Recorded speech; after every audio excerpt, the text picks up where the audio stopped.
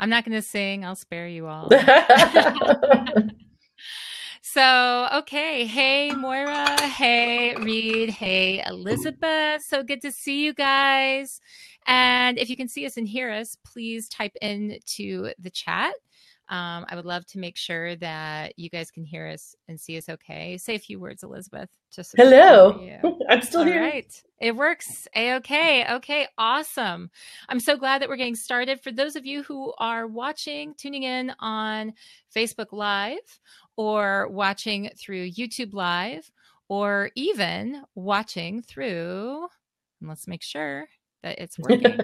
Yes, watching through Periscope. We are. All right. It is going live on Periscope as well. Awesome. For all of you who are watching through these other channels, know that our primary place where we're going to be interacting and looking at questions and that kind of thing is in the Crowdcast platform. So I will try to keep an eye for you guys over on the Association Chat Facebook page who are watching live. But other than that, I'm going to keep my focus on our special guest today. I'm so excited to get started.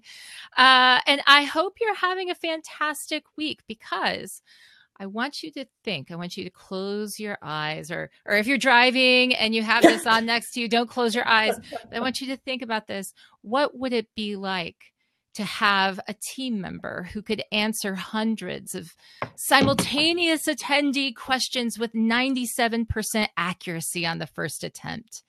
What if those questions were the ones you typically had to answer the days leading up to your event when you are the busiest and the most stressed? Oh, if you want to know the answer to that, if you can imagine a life like that, then this chat is for you. Welcome to Association Chat. It's your weekly online discussion for the association community where we warm ourselves by the virtual fire with the topics of the day, welcoming thought leaders and trailblazers alike to join up in this online home for the community. I'm your host of Association Chat, Kiki L'Italienne. We have a fantastic sponsor, Fontiva, and I want to give a shout out to them. But for today's show, it's a bot.com series, and we're kicking it off with Elizabeth Glau for our episode, The Bots Invaded My Event, Thank God. So let me say a few words about Elizabeth, and then we're going to hear from her and find out some more about this lovely world. Elizabeth Glau, she is a CMP. She guides experiences that create strong and immediate connections. As a product marketing manager for Sciensio, she brings 15 years of experience in the events industry to help planners understand the latest technology. EventBots. Yes. And so that's who we have with us today. And I can tell you guys, you're going to absolutely adore Elizabeth by the end of this and be begging for more because I have known her for years and she is smart, super smart, and super fun to talk to. So welcome, Elizabeth, to Association Chat. Thanks, Kiki. Great introduction. Ooh, okay. So I just want to jump in and establish a baseline, establish the foundation for people who are maybe they're new to bots. They've seen people talk about bots a little bit, but they don't know a ton about them. And they just need a little sort of a primer on what a chatbot is and why we're talking about them in the first place. Yeah, so I mean, EventBots specifically are natural language, artificial intelligence chatbots. So in this case, if you have a phone and you can text, then you can use a chatbot. And, more importantly, if your attendees already have this technology in their hand and they know how to use it. So it's literally just a way for your attendees to get their questions answered using text messaging. So when a lot of us who went to I heard something crazy. Are you hearing the playback? Mm-mm. No. Are we getting weird noise on your end? Yeah, no, I heard it giving me playing my sound back to me. You know what? I understand it. You know what it is? It is actually technology playing with me, but it was also a Periscope that was playing in the other window. Aha! All right, there you go. Fix that. So done. All right. Okay, good. Mystery solved. Okay, so we understand what chatbots are. We understand what EventBots are and how they're a little bit different. Why is it that an EventBot is something that association executives and meeting planners need to be thinking about right now? There's a lot of technology that people are worried about. I know that people have they're afraid of the bright shiny object syndrome and chasing after the latest thing. Are chatbots, are event bots just the next thing to take their attention away? Why should they be paying attention to them now? They are. So technically, the technology behind, so chatbots are not a new thing, right? It's kind of this emergence of artificial intelligence that makes them super valuable right now. And they are, I mean, this is kind of the next evolution of how we will communicate, not just at events, but I mean, you're going to start to see chatbots literally everywhere, because they really can, make you more efficient. So that's kind of the way I look at it. And, now as I'm thinking about it, back from, the planner's perspective, it's like hiring another team member, as opposed to, don't think about it as like just another technology that, you have to do because it's the latest, greatest thing. And I was guilty of that when I was in my last job. I was a planner at an association. In my role, I was planning a conference for 20,000 people. And a large part of my job, my title was attendee experience manager. But a large part of my job was managing the mobile app, managing the volunteer program. So it was kind of in this area of how are people navigating the event? How are they experiencing the event? And so I was a little guilty because we wanted to be on the cutting edge of the technology, but so the shiny object syndrome, is always there. But I would encourage you to just look at it, from the perspective of adding another team member instead of another technology. Mm-hmm.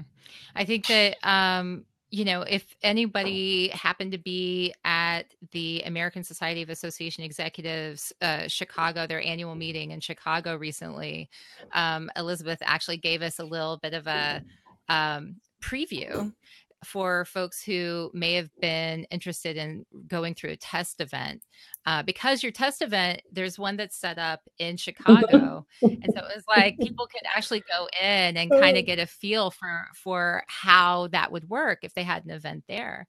But I think that it's really interesting, this intro to the chat today.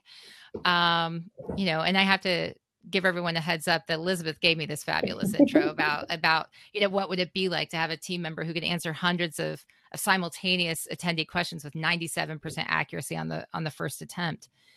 I think that's such a big win for so many people to figure out how they could bring that into what they're already doing. The next question might be something like, well, then what do we do? Well, like the people who were spending their time answering those questions, then what? What are they spending their time on next? Yeah. And so we were talking a little bit before this, you are passionate about meeting planning. You're passionate about what can happen with this industry.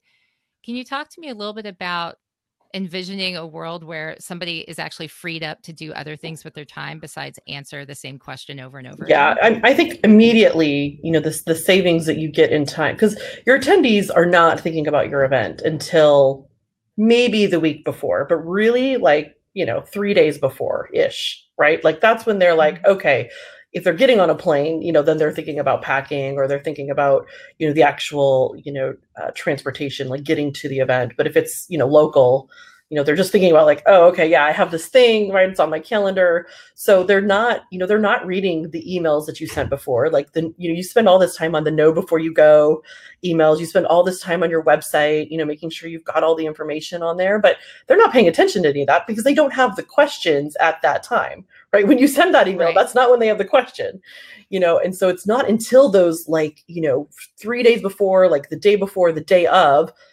that's when they're coming to their, your event, and they have all these questions. And just unfortunately happens to also be the time when, you're making sure all of your vendors are arriving, like, and making sure everything's getting set up and doing all of, buttoning up all those final logistics. And it just happens to be the same time, that you are the busiest. So the immediate benefit of having a chatbot to take away, and we've seen cases of, like 90+% of the, the questions that the chatbot's answering. That means the human didn't have to answer that question, right? That doesn't mean necessarily that they would have come to you, but that just that does mean they had a question, right? They had a question and it got answered, right? By you not having to answer it, or them not kind of fumbling their way through the experience trying to get the answer to their question.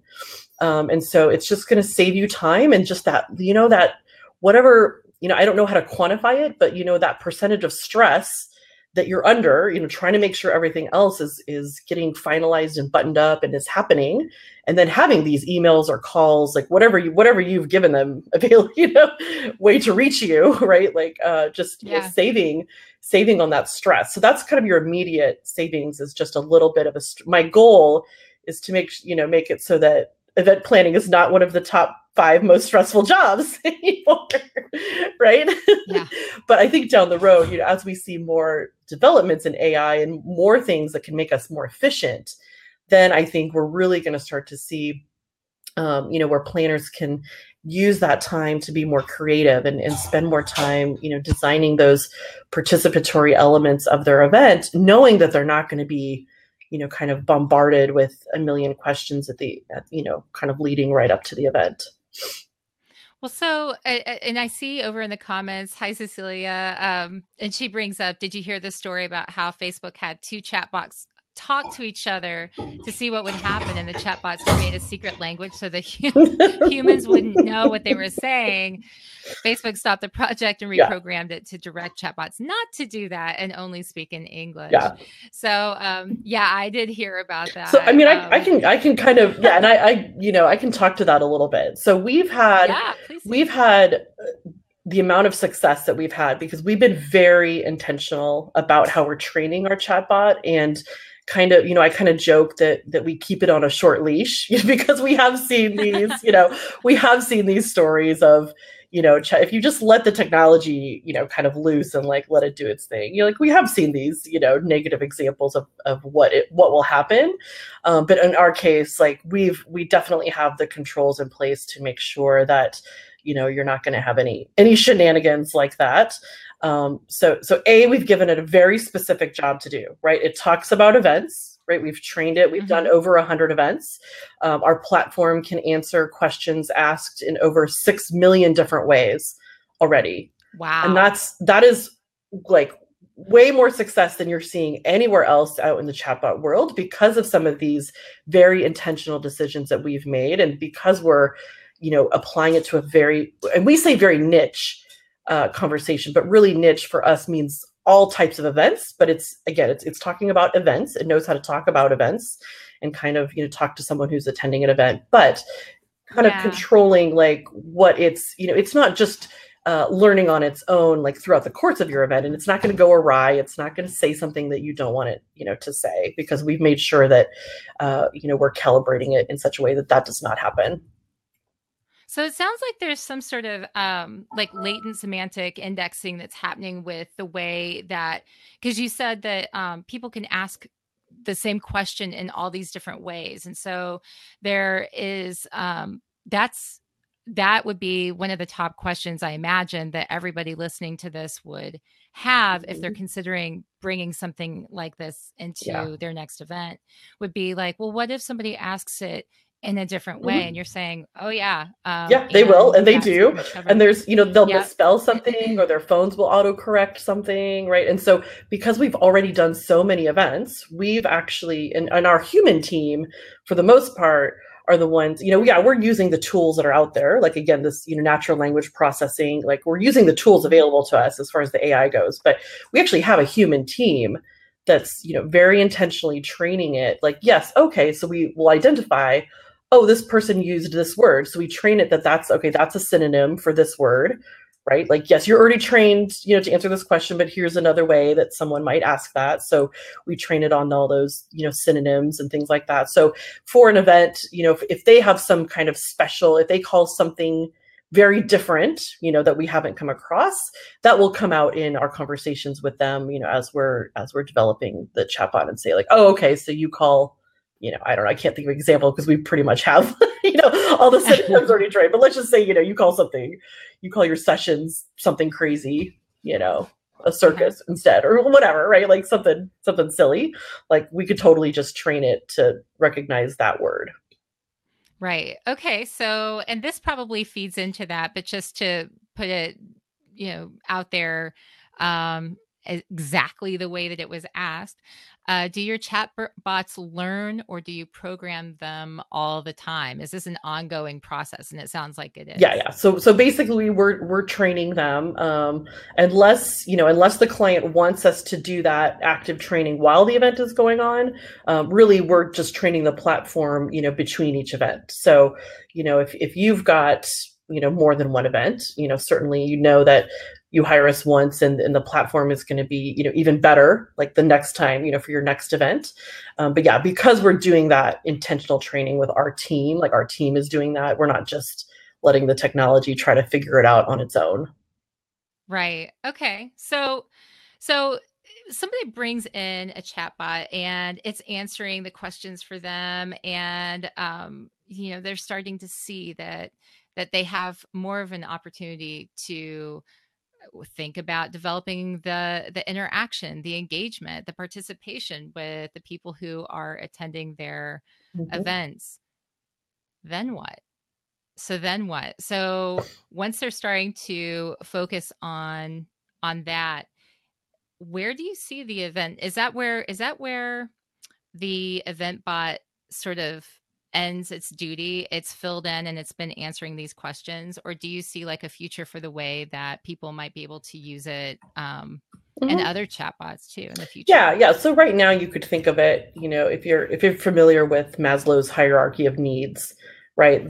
Currently our event bots are, very just kind of customer service focused, right? It's going to answer all those basic needs, right? The basic questions like, what do I wear? How do I get there? Where do I park? What's the Mhm. Wi-Fi, right? Like just all these kind of basic questions that people need to know to then experience your event, right? So as you move up the pyramid, on Maslow's hierarchy, then it's about connecting with the people that are there, and it's about learning what you need to learn, like, and take that home for you, Mhm. to achieve fulfillment, right? Like as getting to the top. So yes, in the future, event bots and other types of chatbots, will do more and more, right? So there are other types of AI out there, and potentially companies that we'll partner with, or that will develop the ability to personalize an attendee's experience more. I mean, we can already do some kinds of, like, what I would classify in the kind of engagement bucket, surveys and polls and things like that. So we can kind of engage with attendees using text messaging as the platform, because that's the frictionless way that attendees can engage. They don't have to download, a new app or learn a new technology. It's literally just texting. So there Mhm. are other types of kind of engagements and interactions and personalizations that will, kind of become part of it in the future, and just help those attendees have a better experience. But even as it is right now, just answering those basic questions that they have, so that their mental energy is not expended on getting there and just kind of being at the event. Like, we're making that part of it so easy for them to get those questions answered, that then they can, however you've designed the event for them to participate and, learn from each other, hopefully, right? Those kinds of design principles. If you've made your event participatory, right, then, they'll have the kind of easy questions out of the way, and they'll be fully present and, excited to do that, and not kind of have this mental energy expended on just the logistics of the event. Mhm. So let me ask you this question, because I would think that this would be a popular question for a lot of the folks I know who would say, okay, so will this take the place of my event app? can I bring an event bot on Mhm. and not have to do this other thing? Yeah. So we have clients doing both, and we're Hmm. also working with some of the, event app companies to put Hmm. a kind of a chatbot inside of the app. So it's really, again, it's just think about the job. Like my founders really like to talk about the jobs to be done theory, right? You guys can, Google this JTBD theory, right? And you'll see a ton of information about it. And once I've learned about it, it's totally makes sense. It's like you're hiring a technology to do a job, right? So step back Hmm. and say, okay, like what is the job I'm hiring this technology to do, right? And if it's answer my attendees' questions, right? Then yeah, you're going to compare them side by side, and you're going to say like, okay, a chatbot can answer my attendees' questions using text messaging. They don't have to download a new app. They don't have to learn a new technology. Everyone knows how to text, right? Right. And everybody opens their text messages. So if you want to use that to communicate, like notifications, right? Push messages out to your attendees, you know that they will get them, right? And in the case of an emergency, right? So let's say the job is, I want to have a technology available to me in case there's some kind of large scale change, or God forbid, some kind of emergency or something. I want to make sure I can and communicate with my attendees in a way that like everyone will get the message, right? And Hmm. unfortunately, text messaging, whether or not you use a chatbot, right? There's other ways to do this, but using a chatbot is, this is kind of an added benefit of the chatbot platform. If you've got text messaging, which we do, it's a way to communicate with your attendees in a way that everyone will receive that message. But then it's, so if the job to be done, right? So if you're kind of stepping back and you're like, okay, what am I hiring this technology to do? If you're at a point, now where it's something else, it's Hmm. okay, well, the mobile app I have now is, recommending who my attendees should connect with each other. Like there's a really strong, networking component to it. Like, okay, well, right now, EventBots, aren't doing that. In the future, like I said, in the future, that might be something, direction that we go. That might be something where we partner or add, that capability. But, right now, maybe you do want to have a chatbot alongside a mobile app. So I think, our clients, we're seeing our clients do all of the above, right? Some of them are just saying, we don't need an app anymore. Some of them are saying like we'll do both side by side. Some of them want the chatbot inside the app. So it's like right now it's kind of the brave new world. Everybody's just kind of figuring it out. But ultimately, we'll see if chatbots completely replace mobile apps, but it's not going to happen tomorrow. Anytime soon. Yeah. Yeah. Well, and it's interesting because you mentioned the fact that so much of this is new. And I feel like that's kind of just the world that we live in, where there's a lot of technology. Both of us are really interested in like voice first stuff, the voice AI, what's going on with podcasts, what's going on with flash briefings, all this stuff. And so, my question to you is, since you are known as being a disruptor and somebody who is an early adopter and playing in this space, I can imagine that you've probably taken on some very interesting insights about the ways that EventBots work the best for your clients as you move on. And so, are there any surprises? Are there any things that, I don't know, discoveries that you've made, lessons you've learned along the way that you think are either surprising to you or valuable for people to know that may not be Yeah. obvious? Yeah, well, I mean, and I don't know, my case might be kind of unique because I am, just because I am an innovator. I do own the word disruptor. Like, so Yeah. Yeah. I do own that word as well. But what's funny, I mean, I was in a little bit of a bubble. So in my last role, like I said, my association, our attendees were a little bit more tech savvy, right? And so we were having still fairly decent adoption on the mobile app, and so I was a little bit out of touch with the reality that most planners face, which is that they're really struggling to get attendees to download apps, even just the conference app. And I was a little bit, I didn't realize that until I had left the association and started working for Sciensio, talking to more planners again. I was like, oh, everybody's like nobody wants to download an app. Like I'm a nerd, right? So I'm like, Mhm. I'm all about it, right? But Yeah, yeah. Yeah. It's like, whatever, like, I'll download your app for, the conference I'm attending, but that's because I'm a huge nerd and I love technology, right? But again, like, I'm very, like, a subset, right, of your kind of total population. And I'm the kind of person that will play along with the networking, right? It's like, oh, okay, if you tell me there's a tool that's going to help me meet the people I want to meet, like, I'm all about it, right? Like, I'm all in. I'm going to be the one. I'm going to be the attendee that uses all of those features. And what I was learning is, like, a lot of planners are struggling to get their attendees, to use those things. But then the other thing is just, I think it's like one of these things, like I alluded to it earlier. It's like, we know in the back of our heads that our attendees are not reading the emails that we send them. I mean, not in the back of our heads. I mean, we see the stats, right? We see the stats, like, oh, nobody's opening or nobody's reading that email, or, nobody's clicking on our website, and yet we spend all this time putting the information there because those are the tools available to us, right? Like, how else am I going to get this information to my attendees, right? Mm-hmm. And so, those are the tools. We spend all this time, putting the information there. But I think, just realizing, like, oh, there's another way, right? Like, oh, there's another channel for me to communicate with my attendees. Like, that's amazing. But I think the third thing is really, that's been kind of surprising to a lot of people, is what the actual questions your attendees have are. Ooh, tell me more about that. Oh my gosh. Okay, so what have you found out? Well, no, just that it's not the questions that people think they are, right? What like, are they? I mean, so the number. Well, you want to guess? You want to guess what the number one question is that attendees? I'm gonna make you guess. Make this more interactive. Maybe the people in the chat can guess too. Yeah. Okay. Actually, let's play this game. Yes. If you're watching this, please guess. Right into the chat box. I'm going to check over here on Facebook and on YouTube to see if anyone's commenting. We do have some viewers that are on YouTube as well. YouTube Live. Yay. So if you have an idea, where's the bathroom? Haha. I think that's one that people think it is, but it's not. Okay. More guesses. You can guess more than once, Elizabeth. That was a good guess.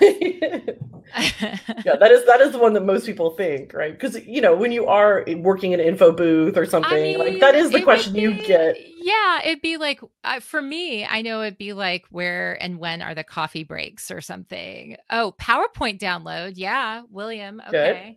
Yes. Good. PowerPoint download. So the resources. Yep. This is good because everything you've said so far are questions that the chatbot answers. Yeah. They're just not like number one. Yeah. Oh, see, this is so fun. Oh my gosh. I love this. Are there guesses in the background? Did I hear a guess in the background? All right. So give it to us. I don't know if anybody's going to be brave enough to actually guess, continue to guess. It's fine. So it's Wi-Fi. Wi-Fi. Well, yeah. Okay. That makes sense. So Wi-Fi is the number one. Yeah. And, I understand why. That would be the one that everybody's continuously asking about at different times when they need it. Yeah. Right? It's mostly when they're arriving. Like, when you're getting, if you think about it, right?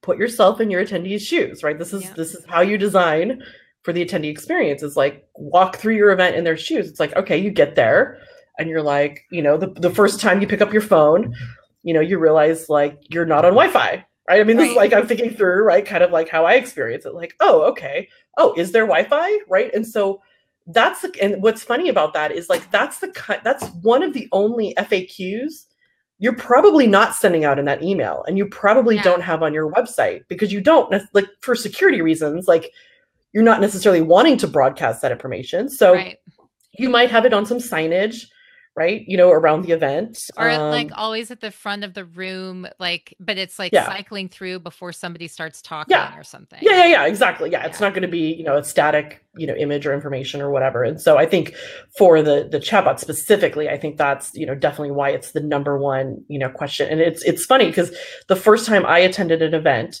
where we did a chatbot, for that event, it was actually Liz King's Texie Talk. And, like, I was just getting there, like, I was getting my little booth set up, and I was like, oh, what's the Wi-Fi? And then I was like, my chatbot can tell me. So I literally texted the EventBot to, find out what the Wi-Fi was. And I was like, this is brilliant. Like, it works just like I thought it would. So what's some of the data that brings me up question of what's some of the data that somebody gets back from the chatbot, for those who are listening and thinking about, oh, well, that'd be really interesting to see the number of questions and what those questions are for all kinds of Mhm. reasons. What are some other Yeah. data points that the chatbot collects? Yeah, I mean, so we have a really nice, dashboard, even live, even during the event. It'll show you, how many people are engaging with it, how many questions have been answered. But then, yeah, like if you, unless you want to kind of dig into that, and we can get into like higher support levels Mm-hmm. where you can actually see if somebody's question, like if somebody asked a question that the chatbot had not been trained to answer, you can see that. You can, enter right into that conversation and answer their question into their text messaging, like so they don't have to leave that channel. So we do offer these other levels of support. But if not, even if you don't want to mess around with any of that, and you don't have to by any means, we will give you, afterwards, like we'll even summarize for you, what the top questions were, but we'll give you if you want to export like literally every single question you can, as part of kind of your debrief and seeing, because it is interesting to see not only what the questions were, but, when they were asked, when your attendees have specific questions, because it could be different things at different times. A lot of it is kind of arrival information and kind of getting there and that kind of stuff. But depending on how much we train it, to talk about, it could be other things, throughout the event as well. Have there been unique, I don't know, unique cases where the chatbot was used, or I don't know if there's been like unique experiences, that anecdotes that you can share where something, the chatbot came in handy for unexpected reasons, or um, there was an unexpected advantage to using it that maybe people didn't Yeah, I anticipate. think I don't remember the details of this because this happened before I joined the team, but I think we did have a client where it was something about like their website did go down or Uh-huh. something, so it was something of that So I nature, didn't right? like Like, save the day. yeah, it's like, yeah, like if your website goes down or something, again, this is another channel, where people can get their questions answered. So I think that, that's the only one that comes to mind where like, oh my God, it was great that we had the chatbot, right? Hmm. Because we had this thing that happened that was, unexpected. Are there major integration hurdles? We have this question that came in from William. Thank you, William. Great question. No, I mean we're our philosophy is, we're totally open. We'll integrate with anyone who, wants to integrate with us. So if you've got, and we've already, integrated with most of the registration companies are out there. I mean, the way you want it to work, the ideal way of kind of making this happen is you're collecting cell phone numbers from your attendees when they register. And again, this goes back to even if you don't use a chatbot, if you have some kind of an emergency or, Hmm. or large scale change, text messaging is the way you're going to reach most of your attendees, right? And so there are other platforms you can do that, but you want to make sure that on your registration form, you're saying, what's your mobile number, what's your cell phone number, but be very clear with them that you're only going to use it for event communication, right? So that they feel more comfortable in giving you, their cell phone number. Hmm. Granted, they can put in a fake number. They can put in a number that's not a cell phone. Our system will actually check and we'll let you know how many of them are valid cell phone numbers. But we can also, any other identifying information that you have on that attendee, whatever registration information you want to give us, Hmm. we can API, with that registration company and port that into our system.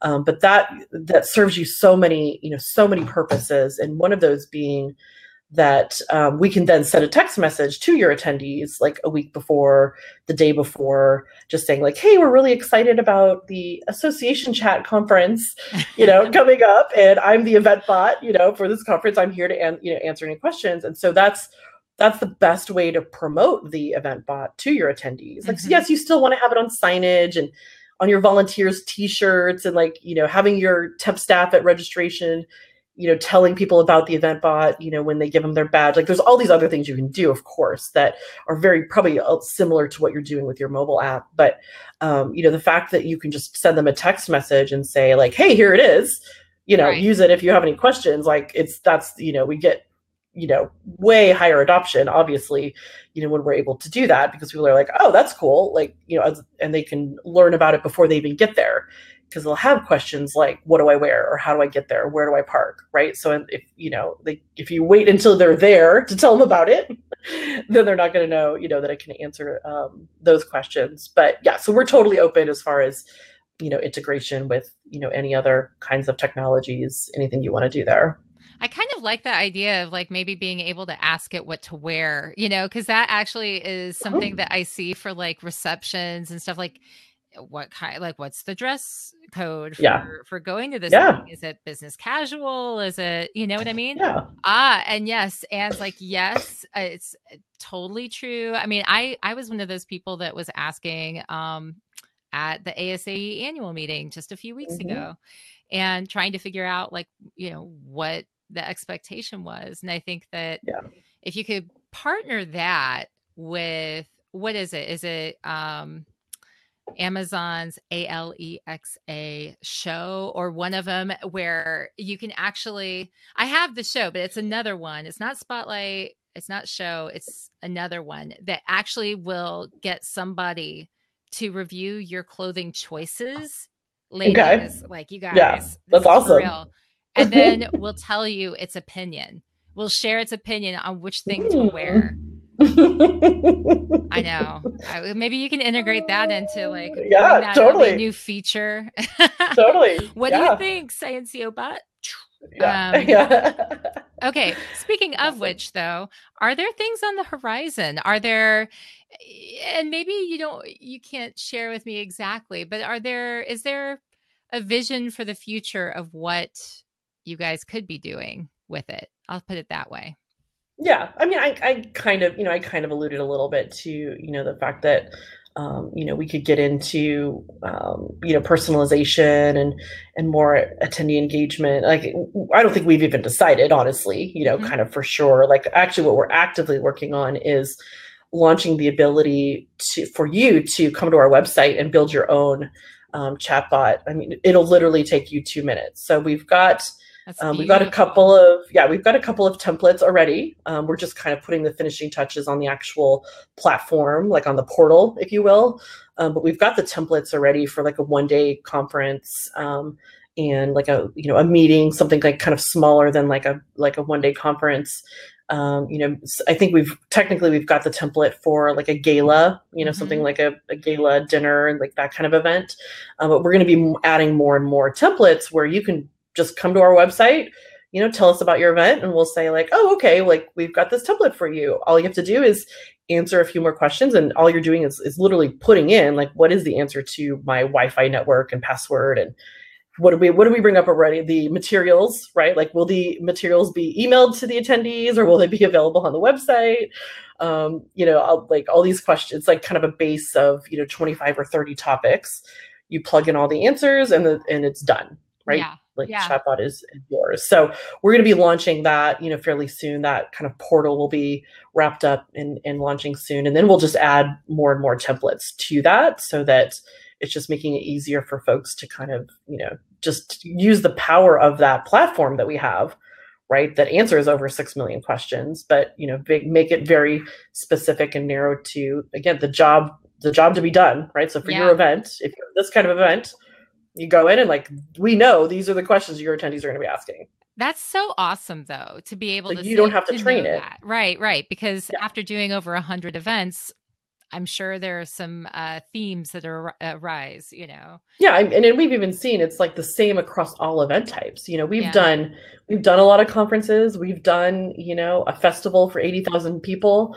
We've done, a graduation party, right? Just granted, it was like for one of our founders, but still, like the questions are literally the same, right? Yeah. People attending an event, right, or like going someplace, outside of their home, right? Whether it's even to somebody else's home, or if it's to a convention center, or whatever. Like, you're going somewhere else that's new. Like, you have the same kinds of questions about, again, getting there and kind of being there and acclimating yourself to an event experience. And so, it's, surprising that it really is largely the same. It is the base, crazy. the base anyway. Of course, like, of course we've added different things that are special to different types of events, but like kind of that core, base topics, like they're all the same.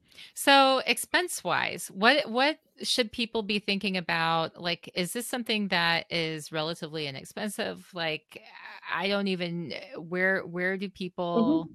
start when they start looking at budget for something like this? Yeah. So, I mean, so for that, for that 1 day conference, I kind of talked about like right now, for us to program it, because that's the model technically we're in right now, that would be $1,000, Hmm. right? And then so, it goes up from there. If you've got, a more, multi-day conference, I'm trying to think, kind of obviously in the association world, you're going to have, multiple days, multiple things, maybe transportation you're providing, maybe you want to, to answer some other types of questions. You're going to be looking at, probably in the ballpark of $3,000 to $5,000, Hmm. kind of in that range. If it's really large or way more complicated, it could go as high as $10,000 or $20,000. But again, it's just, you have to decide like what are the questions that you want it to answer, because it is just meant to be kind of your level one customer service, right? Right. Like just get the kind of first layer of, repetitive, mundane questions off your plate, right? But it's okay if there's questions that it can't answer, right? And then those still go to you or to the info booth or whatever, and that's fine. Yeah, I want to get into a little bit about experience design for events. You are, known for being sort of a guru in that field, in like that topic area. And you also obviously know a lot about technology. And, one of the things that is an obvious benefit that we've talked about of bringing on an event bot is that it's able to take on some of these very, the essential questions that can be a hang up, a poor experience, or an issue that can not only take up your time on site in developing that relationship with people, but it's also frustrations that people can have. And so I wanted to talk with you a little bit about that because I think that maybe, people from a productivity side can say, oh, this would save my person a lot of time, or all of us a lot of time in answering these questions on site. But let's talk a little bit from that experience level of improving the attendee experience.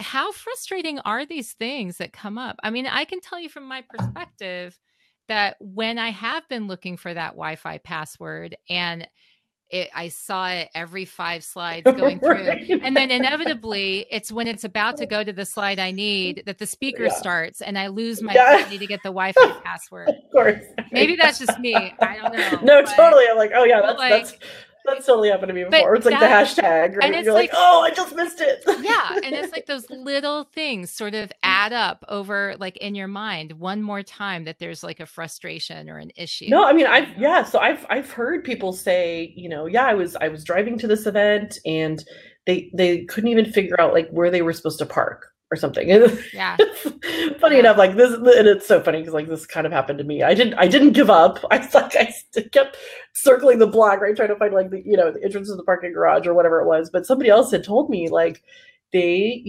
just got so frustrated in just trying to find like where they were supposed to park that they bailed, right? Yeah. Eventually they just gave up, and they like, because if you're kind of, this is one of my personality flaws. It's like it's one of those good things but bad things. Like I am definitely an on time person, Yes. right? Yes. It's like when I heard the expression better never than late, I was like, of course it doesn't make sense, right? When you first hear it, because you're like, no, that's backwards. But then I was like, oh, I get it. And that's totally how I am. Like for certain things, Yeah. I would rather not show up than be late for something, right? Yeah. Because I'm just Yeah. like so crazy about, being on time for things. And so if you're that kind of person and, you've gotten, challenged on arriving, like whether it's parking or that kind of thing, you might just be like, no, I just, at this point, like I can't show up late, or I'm giving up because I'm frustrated, those kinds of things. And so it's, or just, yeah, maybe you didn't wear the right thing. I don't know. I haven't heard somebody actually give us an example, Yeah. but if you didn't wear the right thing or something, that you would feel out of place. I mean, that's the thing about, if you think about your attendees' different personalities, Mm-hmm. we've only started to really talk about, this idea of introverts attending our events, Mm-hmm. or people that have challenges, because of different things, like, or not feeling like they fit into our event, right? They feel like they're an outsider for a million different reasons, right? Like, this can happen Right. to your attendees. And so, having another channel, right, where they can get their questions answered. Mm-hmm. Maybe it's, one of the things that my team discovered early on was, somebody asked for a lactation room or a mother's room. Like, again, I don't know how they phrased it. The Mm-hmm. point being that, that organizer, whatever that client was that they were working with at that time, hadn't thought about it. But, in the time, like, in the time it took the organizer to figure out with the venue, like, oh, okay, we can set this up, right? This is Yeah. something that we can add on. Like, there's a room over here we can use for that. We were able to then, like, program into the chatbot, like, okay, here's the answer to this question, right? And so it's those kinds of things. Like, even if it is something that doesn't apply to all of your attendees, it's really it might be something that's really important to that one person, right? Like, something Absolutely. that they really need, or they really need, urgent. In the case of the bathroom, where's the bathroom? Well, Like, you they need know, to know that question now. I mean, and it is such a challenge communication wise, especially with so many different ways. One thing that came up, and I keep using this conference as an example because it's just the most recent one that I went to, that I think a lot of the audience at Association Chat has might be able to you know they might have been there, yeah, Yeah, yeah, or they've yeah, been yeah, to it for before. sure. Yeah, But the one that we had in Chicago, there was an issue. It was kind of related to dress code, but there was sort of a mild, I won't say panic. It was like a mild panic. I like to exaggerate a little bit, but yeah. everybody was talking about what size you were allowed to bring as a clutch, or Ah, so, like, as you go into this event, yeah, because the venue itself would only allow like a gallon bag size plastic Ziploc right. see-through type thing, or Yeah, because in a lot of stadiums and stuff, they have right, these rules now for these right, bags. or a clutch that was no bigger than your hand. And so, like, Yep. the joke was like, well, my hands are really I have small. a big hand, right? Maybe I should find, like, should I be sizing up the person next to me to figure out like how big their hands are and walk in with them? The Can big you carry my purse, my Can clutch, because your hand's I get bigger? Giant to walk into the reception with me and like hold my bag? I've got a backpack, but Yeah, it yeah. was like there's a lot of concern about what to do, and Hmm. people asking like if we'd gotten definitive stuff on that, and what was the official rule. And I think like a chatbot Yeah, probably would have been the ideal yeah. communication tool at that point, because you could have used that channel to reach all of the people who had opted in to interact with it, right? Yeah, that is, yeah, yeah. So actually that did happen. So at the last event we did, a lot of people were asking about something like transportation to the evening reception or something. Like, Yeah, how are we, good stuff. because they decided to not provide, like, buses. They wanted people to take the train, right? And so, but people were just kind of confused, like, okay, well, where do I get the train or whatever? And so, seeing that a lot of people were asking about the same thing, another thing you can do is, if you identify, like, oh, a lot of people are asking about something, so in this case it would have been, oh, a lot of people are asking about the bag situation, Mm-hmm. you could send out a notification through the event bot so everybody gets it, on their text message, Mm-hmm. just, with a little bit more clarification or whatever, like, hey guys, like, this is what's going on, for tonight, or this is what you should bring or not bring, or whatever the situation is. You can also, if you see a bunch of people are asking about the same thing, you can use your other channels, right? You can make an announcement from stage, you can post something on social media, whatever, like, use all the channels. Maybe you need to add a sign about something, right? If that Yeah. makes sense, depending on what it is people are asking about or they're confused about. But yeah, just seeing what people are asking is a way to just kind of know what that chatter is that the organizer may not be aware of, right? They may not know that people are confused about something. Yeah, and I love that because it does give you a chance to see if it's like, oh my gosh, we have like 15 messages or questions coming in that are all the same thing. Hmm. Like, clearly we need Yep. to make this, communication clearer, Yeah. let people know what Yeah. to do. I wanted to ask about you personally. You have been in the event space for so long. You know technology, you are a disruptor. And so I know that it has to be something that is compelling or exciting to you to keep you involved. And so what I would like to know is actually, what about this particular role and job brought you in, like excited you to get involved with Mhm. it? And what keeps you excited about it today? Yeah, yeah, that's great. So like I said, I was an association planner most recently, and I had started looking into chatbots a couple of years ago, and then I had seen Sciensio. They had won the IMEX pitch last year. So I started, so I reached out to them, and the conversations that I had had with Bob, who's one of the co-founders. Mm-hmm. He's also, the main salesperson as well. So my conversations were with him, and my conversations with him were so completely different than conversations I'd had with many of the other mobile app salespeople that I had. Like, one of my soapboxes was, the aggressive nature of mobile app salespeople, and then Mm-hmm. then you finally engage with them, and they don't seem to know anything about events, right? They're always like just fresh out of college, and Yeah. you're explaining to them, right, like what you need. They're not listening. So the conversations I was having with Bob, at Sciencio, were just night and day difference, right? Like, he seemed to get it. Like, he was, he was very respectful. Like, I was having great conversations with him about where I thought the technology could go and should go. Because again, right, I am kind of that, disruptor kind of Mm-hmm. personality. And I'm like, hey, I want to hire your technology, but I wanted to do this, right? Because that's the kind of person I am, and I think, he really valued our conversations as well. And so, ultimately, kind of, he asked me to send me his resume, and like, the rest is history as far as, like how I ended up joining the team. But then, what's kept me, it's been, I've only been with them for like 9 months, maybe 10 Mm-hmm. months. But it's just, it's a great team, we're, still pretty small, like a dozen people total, but, super cool people. And, the CEOs, who's the other co-founder, some of their philosophies on just kind of culture and things like that are the kind of stuff that I'd only read about, right? That Mm-hmm. I had always hoped that actually existed in a company, but I'd never actually seen it, in practice.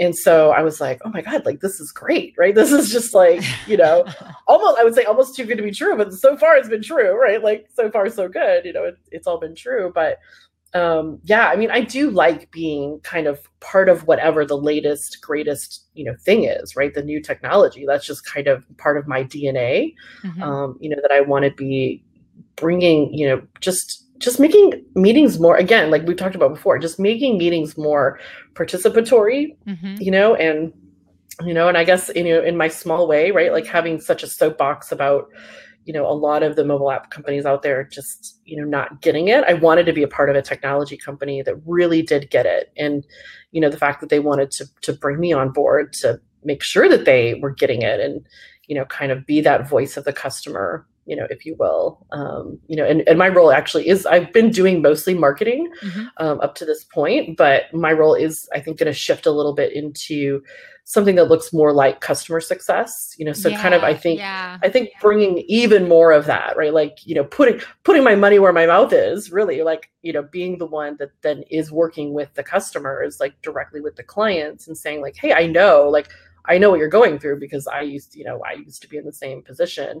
And I know, like, hey, these are all the things that you can do to make your event better and make a successful deployment, of an event bot, right? Right. And kind of make that part of what I you're could doing. I could totally see you doing that. Like, I think that that makes so much sense because you can take all of the experience that you've had, in their shoes, being in their Hmm. shoes, and then Yeah. all of the knowledge that you have in working with the different technology companies, Yeah. and then apply it there. And that just Yeah. makes so much sense. So when people are looking for more information about EventBots, about Sciensio, what Mhm. are some of the resources that you would suggest that they check out? So eventbots.com is our website. You can find our blog from our website, right? Just, on the footer or somewhere on the top. Like you can easily get to blog as well. I haven't done as much blogging as I would have liked to at this point, but we still have a bunch like from the last 2 years that the company's been around, right? I just Mhm. haven't done as much as I would have liked to at the time that I've, been on the team. But we've got some really great, articles up there just to come out kind of, and some case studies. You can find case studies on the website as well. Just, for some examples of how they've worked. But yeah, I'm hoping to get, a bunch more again, as kind of part of just my continuing role, just a bunch more resources, right? And a bunch more, kind of thought leadership around this topic, and kind of how it applies to events and stuff. I'm hoping to get that up on the site soon. But right now there's like lots of good stuff on the site, up Yeah. there now. So I before I wrap stuff up, I want to give everyone a chance. I don't always remember to do this. I do ask for people to ask their questions if they feel like they have a question that they want our guests to answer. But I don't actually invite them up if they want to jump up. So let me get somebody actually brought this up to me. I didn't know I could do that. I'm like, okay, Yeah. yeah, actually you could.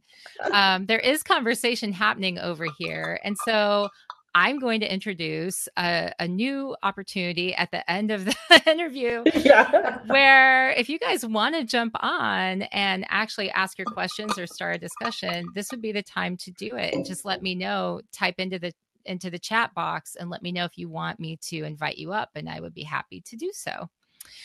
While we're waiting for anyone to, everybody's probably You're shuddering and people they're that's like, Brian like, oh. no, Kiki, God, no.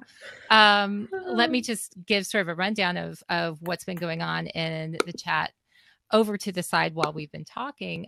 There has been this discussion about the difference between interacting with chatbots, not just event bots, but like chatbots in general, and then being pitched to or being sold to, and that experience. And so I think that's an interesting discussion because I will say that a lot of sites that I go to, and you know what I'm talking, you cannot visit different tech, like especially different tools online, and not have this thing that pops up.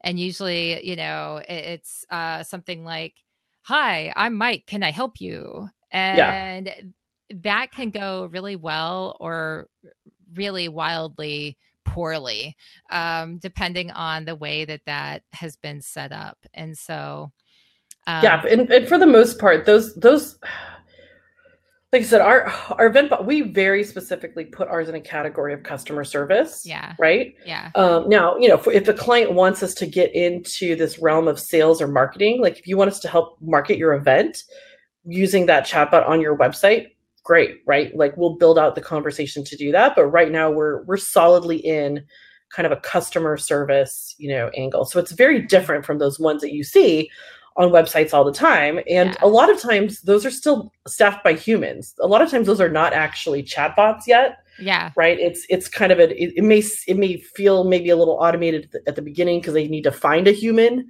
right? yeah, Like you type in yeah. your question or something, but then it needs to like find a human that's available. Those you'll start to see more chatbots, in that kind of category. But for now, I would classify those a little bit differently. Like their purpose, the job that they're doing, right? Again, think about like what is the job to be done here? They're trying to sell you something. Like that Mm-hmm. is their job, right? They're trying to help you navigate the site better, or like with ultimately the purpose of you buying something from that site, whatever it is, right? Whereas ours is, making sure that you're having a good experience at the event, Right. right? So it is a very different job that you're hiring that to do. All right. Well, thanks for talking a little bit about that point. And then I also, I guess no one is going to be brave enough to ask to be invited up. That's okay. Yeah, I wasn't seeing the chat, but now I see that there's like a bunch of Yeah, you'll have to check it conversation there. out Yeah, after. yeah, it's um, awesome. so, what's the best way for people to find you online, and if they want to connect with you or ask you more questions? Yeah, so on all of the socials, as I All the say on socials. Yes. on our podcast, Yes. it's at Elizabeth Glau. So Elizabeth the semi-normal way, and then Glau, Glau, just all one word. That's where you can find me most places. I do have, my own blog. Again, you guys know how it goes. Yeah. Well, Once you're working for somebody else again, like it's a limited time to do your own blogging and that kind of thing. I was better when had my own business, but I need to keep that going, right? Keep some fresh content up you there. got to keep it going. And also, let's give a little bit more of a plug to this awesome podcast that you mentioned, because Elizabeth Glau is part of an amazing podcast with amazing people. Oh, and Cecilia says, do you mean Kiki go live on camera? Oh, yeah, that's what I'm Yes. talking about. That's what I'm talking That's what about, Cecilia. Yeah. Are you Join ready us. to do it? Yeah, I think she wants to do it. Yeah, so our podcast with Megan Powers and Jen Cole is called Making a Marketer. So you can also find that. I mean, you can find that through my Twitter. I've got it, linked in my bio as well. But on Twitter, it's Make a Marketer, I think, because we couldn't get the, Making a Marketer. So yeah, podcast. It's mostly, we've tried to keep it fairly broad, marketing wise. It's a little bit of an angle on social media, a little bit of an angle on events, because that is kind of out of our three hosts, that's kind of the worlds that the three of us come from. And so but we're going to continue to have more. We've gotten a whole season and we're into our next season. We've had Kiki on twice because she's just she's that amazing. We'll probably have her on again. But Probably. yeah, I mean, that's been a lot of, well, you're like, obviously, you need to have me on. obviously we'll have you on again. Yeah. But yeah, so that's been a lot of fun. Well, I have to say, I mean, it is an awesome podcast with awesome, they have great guests, not just me, but they have like really, Like, as an example, yeah. right. They actually really do have amazing guests. And the person that I was a guest on with, I became friends with and connected to after that. So like, that's kind of amazing too. And so I want to thank you, Elizabeth, for taking the time to talk with us today on Association Chat. And for all of you who are watching, thanks to all of you. This has been something that Association Chat has existed in one form or another since 2009. Next year will be our 10-year anniversary. Amazing. I know it. More dedicated to this than any diet. If you find this content valuable, please subscribe to the podcast, share on Facebook, or leave a comment in the chat or on the Association Chat website. You can also become a Patreon patron. So there's on patreon.com, you can become an Association Chat patron, and for as little as $1 a month, show that you care about this community and that you like what I'm doing here. Until next time, everyone, keep asking questions to learn every day. As Joseph Campbell once said, the cave you fear to enter holds the treasure you seek.